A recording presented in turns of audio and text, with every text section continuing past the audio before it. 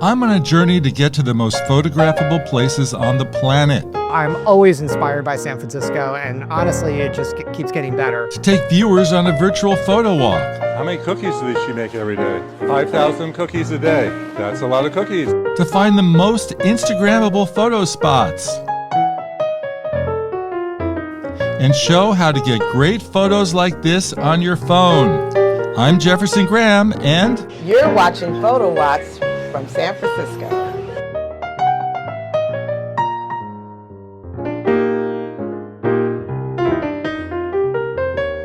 Today we're going to see the classic San Francisco that exists in postcards and in movies and TV shows. San Francisco is one of the most beautiful cities in the world. And why do people feel this way?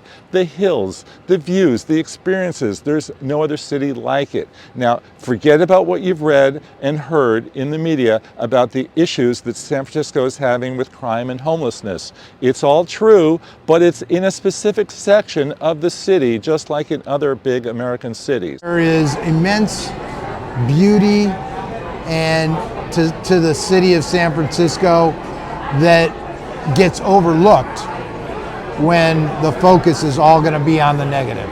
We're going to take photos and videos on the same camera that you're probably using at home, a smartphone. Be aware that there have been camera thefts in the city. I've even had my gear stolen. What they didn't steal is my mobile phone, and you really don't have as much to worry about that. What you do have to worry about is smash and grabs.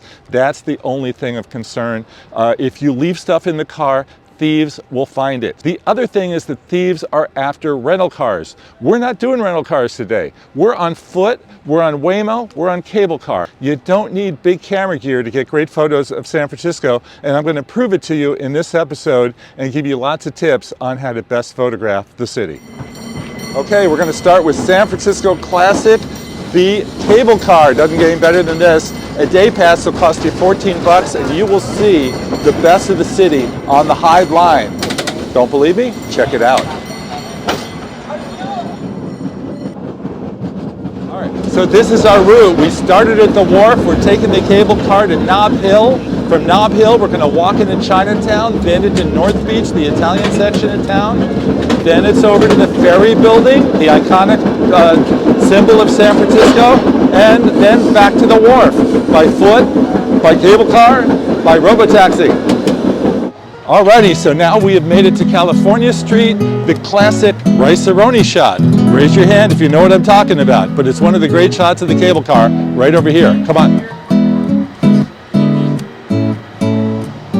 The corner of California and Powell. This is the place to be. You have the Muni booth right over here, and the nice person in here will tell you when the next car is coming up.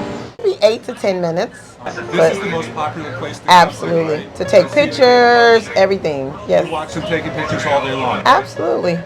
Here's my tip on how to get the iconic San Francisco cable car shot of the cable car coming up the hill.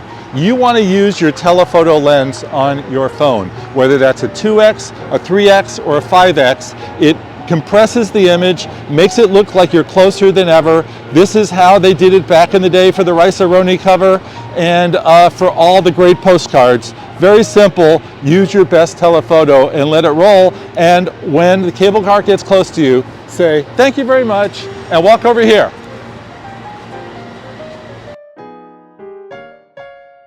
San Francisco is a really compact city. You just walk from one district to the next. We are actually 2 blocks from the corner where we were doing all the cable car shots. 2 blocks and you have Chinatown right over here. And from Chinatown, we're going to walk a few blocks over to the Italian section, North Beach. But first, let's go check out Chinatown. Well, Chinatown is more like old China than China is today. So if you go to Shanghai or Beijing, it's pretty modern. And when you go to Chinatown, it's kind of like old China. It's a little village. The shops are really interesting. They sell unusual food, at least unusual for Westerners. Many people don't speak English. It's like traveling to another country just down the street.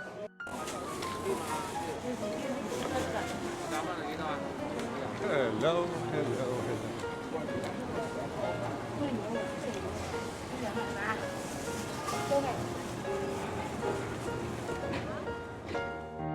One of the joys of visiting Chinatown, beyond the dim sum, beyond the pork dumplings, How about some nice fortune cookies? Can you smell them? God, they smell so good. Right inside here, they make the fortune cookies, thousands and thousands of them, and we're gonna check out this little fortune cookie factory right in here.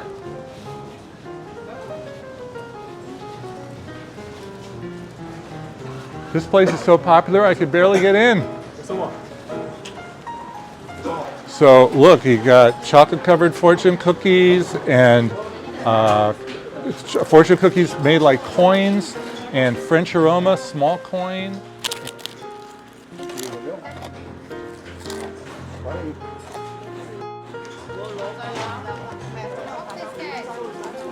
Where else in North America are you going to be able to go from one region, which is Chinatown right over here, to Little Italy?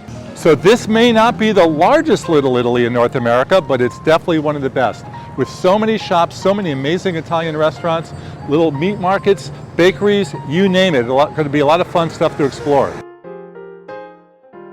In North Beach, you've got dozens of authentic restaurants and cafes, and it's the real thing, down to those amazing cannolis made on the premises at Mara's Italian Pastries. This, of course, is where owner Vince Tirano did the honors for me. He also described the joy of visiting North Beach. It's vibrant, it's fun, it's exciting. There's a lot of food, there's a lot of nightlife. With North Beach, it goes back to, for me, it goes back to values and traditions. Cafe Trieste across the street is a neighborhood institution where Chris Michael has been photographing for years. So there's, 150 pictures up here, and they date back, from the 60s, early 60s. And two that I'll point out are over here, next to the jukebox, which is free. The first one, which is pretty cool, is, do you know who the guy is on the beard? That's Francis Ford Coppola. And this is, and there's Papa, who's the founder, and they're working on the screenplay for The Godfather, which was done right here. And if you stand up a little bit, there's Papa Gianni, a photo I took of him probably 20 years ago. And on Sundays, they sing opera. From the cafe, we went down to the historic Ferry Building, again via Waymo. It's a place to pick a ferry, of course, to Larkspur and Sausalito and other great places. And it's also home to the farmers market. This is one of the biggest, best farmers markets in San Francisco, and a great place for us to meet up with one of the editors from Eater.com to talk about San Francisco food. There are certain foods, as you wrote about in Eater, that are famous for the city, Yes. starting with sourdough bread. Sourdough bread, yeah, no, it's one of our biggest products here in the city. Let me throw you one. Okay. Rice-A-Roni, the San Francisco treat. All right. Okay. You're really testing my knowledge Yeah. here. I think it's one of those things that has just become beloved. It's become a symbol of San Francisco, especially with the cable cars and kind of that iconic box. Okay. It's it? It's it. Oh, beloved ice cream sandwich. You have It's It on the back of your phone. I do. I can't believe it. Show it to the camera. She's got It's It on the back of her phone when we were talking about the San Francisco traditional foods. Talking the about, original. I mean, I'm a fan. I wasn't lying earlier. So for people it's who beloved. don't live in the Bay Area who are Yeah. watching this, they may not be able to get It's It. Tell them what an It's It is. So an It's It is an ice cream sandwich that is, a choice of mint chocolate chip, vanilla, strawberry that's sandwiched in between, I believe it's 2 oatmeal cookies Covered in chocolate. And it's just one of the best things that you can have, just walking around. It's the San Francisco treat. It's not Rice-A-Roni. Rice-A-Roni. Not Rice-A-Roni. This is this. Don't get me sued, but It's It is just what we love any time of the year. One of my favorite nighttime shots of the city is the Ferry Building all lit up saying the Port of San Francisco. And to get it, you walk right next door, Pier 1, walk all the way down and look back right around magic hour. It's gorgeous. Got the city lights in the background. Daytime, not so much. You've heard me say it many times, the secret of great photography is timing. I brought you over here, Pier 1, to get a picture of the Port of San Francisco and the Ferry Building in the daytime. But nighttime, this is magic hour. We're here right after sunset. The city lights have turned themselves on, the Port of San Francisco. This shot is epic, don't you think?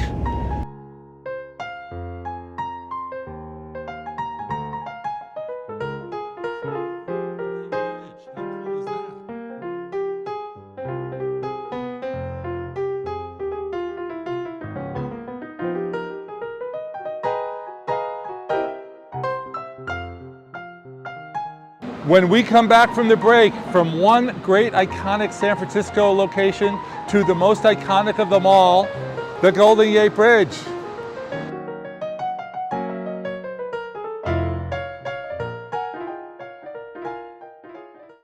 Welcome back to Photowalks. In our previous segment, we toured all over lower San Francisco, up and down the Hyde cable car line, over to Nob Hill, Chinatown, the Italian enclave of North Beach, the Ferry Building. We covered a lot, and now it's time for the most iconic of San Francisco images, the Golden Gate Bridge. See it right there behind me in the fog?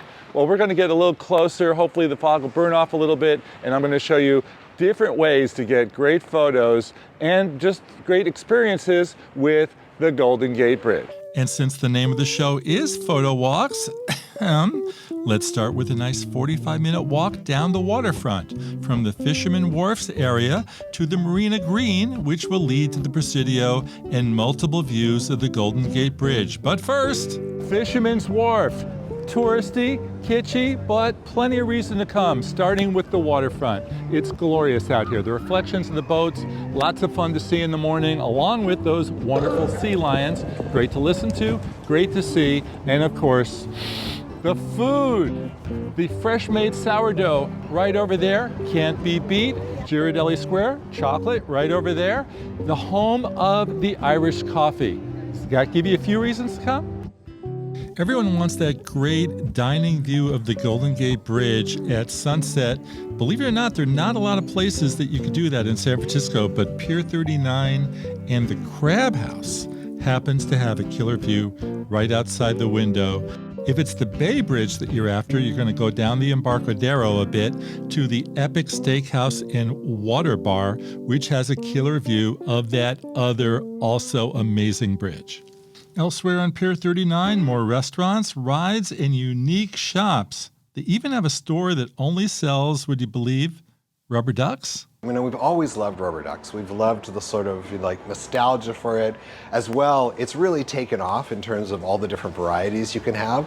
The Sky Star Wheel is the new anchor of the Wharf's Fun Zone, and it happens to afford some of the best views of the bay from above. Now, we got this view of the wharf from our room at the Zephyr Hotel, where naturally we made a time-lapse video. For tips on how to make them, be sure to stay tuned for our photo tip section. From the land of ducks and sea lions to the best views in San Francisco at the Golden Gate Bridge and to the bridge itself. Walk or ride a rental bike down Jefferson Street, which will lead you to Patrick's Park and eventually Marina Boulevard. This will take you through Fort Mason, which is part of the Golden Gate National Recreation Center, and onto Marina Boulevard, best known for a large waterfront park and ocean-facing homes.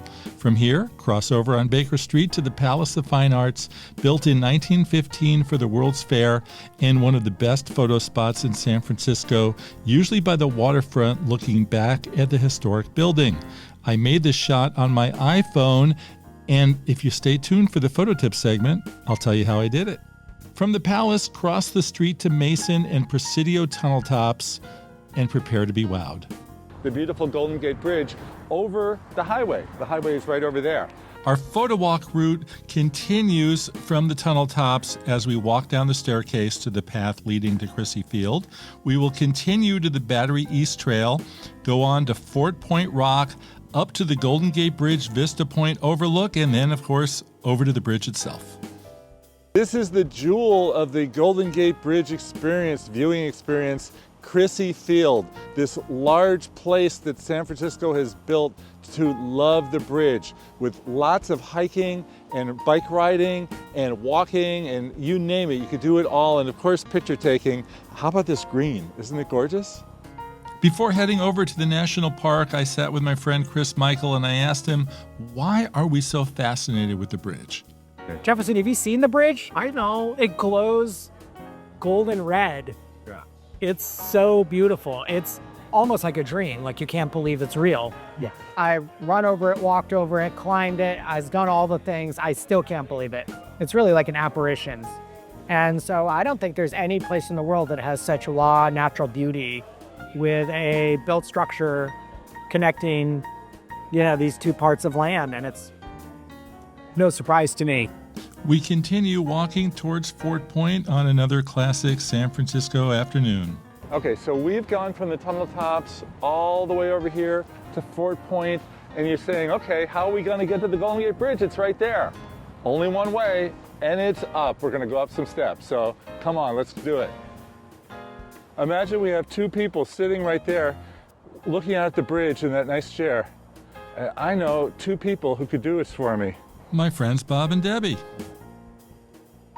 So you can lean back in the chair and just look out at the bridge together.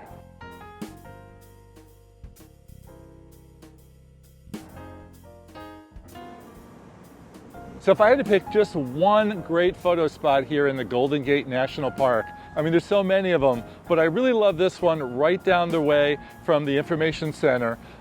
You're right on top of the bridge. It's right behind you. You could sit down, you could fit lots of people in your shot, you could get your selfie, you could do a group shot. You have so much to work with, and it's the Golden Gate Bridge. Last stop, hello Golden Gate. Very windy when you're up here usually, and this fence is in the way for getting great pictures. The best picture is on the other side or over there, taking pictures of the bridge. Still, it's a fun walk, so let's do it. So you walk across the bridge, you want to take pictures and this fence is in the way. Now with the phone, you kind of got it easy because all you have to do is just stick your lens in there and then go on telephoto and you get a really nice shot of the city skyline. But I have a better way. Walk about 30% of the way and the fence is gone. Well, that was fun. A little chilly, but fun. It's a great walk. And now, after doing the bridge, it's lunchtime. Look at this, nice and gooey. I am excited. When in San Francisco, you know the old saying, it's theoretically impossible not to leave your heart here.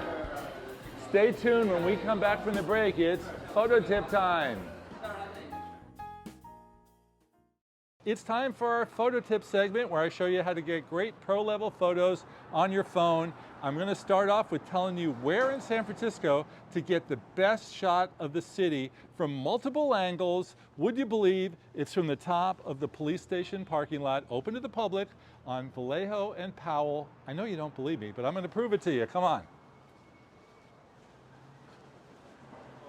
From this vantage point, it's unbelievable. We have Alcatraz, we have the big church, we have Coy Tower, we have the Bay Bridge, we have the Transamerica building. You could see it all from up here, from the top of the police parking lot. It's open to the public. Anybody could park here. And if you want to worry about like smash and grabs, would you worry about smash and grabs on top of the police station? I don't know. But look at this view. So my pro tip for taking pictures of the skyline on top of the parking lot is to either hold your phone up or use one of the telephotos. I'm at 2x because I don't want to get the buildings from below. I just want to get the buildings up here. And as you can see, I've eliminated them all by using the 2x setting on my phone. If you're lucky enough to find yourself with a hotel room with a balcony like I did here at the Zephyr in San Francisco, well, extension cord goes into the phone, unlimited power, let it run all night long, all day long. Watch the world change. Time-lapse videos on smartphones, one of the easiest things to do. Just open the camera app, press record on time-lapse and let it rip. You're in San Francisco, first thing that comes to mind is those massive hills, how to photograph them. I got a great tip for you. Wait for the traffic to subside, stand in the middle of the street, and go low. get really, really low, and you will see the difference. You could do eye level, you could come down here, and I think you get a way better shot of seeing how big the hill is. So this is a challenge. How are we going to photograph the iconic Bruce Lee mural with us in front of it? If we stand right in front, we'll never see Bruce Lee. And if we stand over here, we're going to see some cars. If you hold the phone right over there, I've got Bruce Lee, Mr. Bruce Lee right behind me. I don't have this big van, so this is the position that I recommend. And I think I'll get a selfie to prove it. No van, it's me and Bruce Lee. And had I taken the shot right over here, oh, I'm too low. I am way too low. And then I have to look up my face and my chin is going to go crazy. In general, you never want to hold the camera under a chin. You always want to be eye level. You're going to look a lot better. Now about that Palace of Fine Arts shot and the smooth, silky water. Well, to get it, I used the iPhone Live Photos trick. Live Photos adds extra seconds of video to your photo, fun things like bounce and loop, and there's also the long exposure trick. Just take the photo the regular way, click the drop-down menu on the left and select long exposure. It's that easy. That's a wrap for today's Photowalks episode from San Francisco, but shouldn't we keep on going? I think we should. So be sure to come back. In a future episode, we're going to see a lot more of San Francisco, including the classic painted ladies and the colorful Mission District. I'm Jefferson Graham, and I'll see you on the next Photowalk.